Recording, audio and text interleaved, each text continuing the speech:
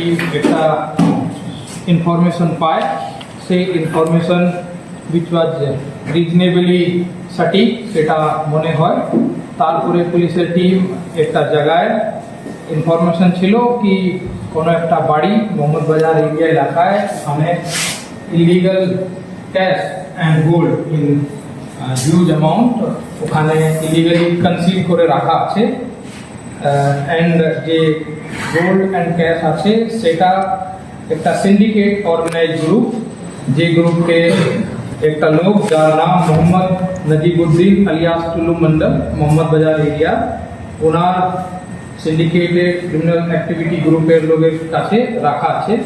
Police সেই ইনফরমেশনকে workout করার পরে ওখানে আজকে আর্লি মর্নিংয়ে সার্চ অপারেশন চালানো হয় বিএনএস অ্যান্ড বিএনএসএস এর প্রভিশন অনুযায়ী আন্ডার ভিডিওগ্রাফি।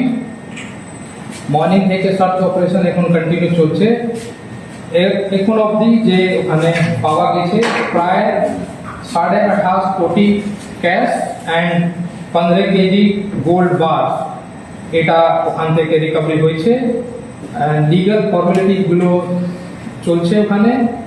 এরপরে ওখানে আমরা সঠিক সেকশনে এফআইআর করে তদন্ত শুরু করছি। Thank you.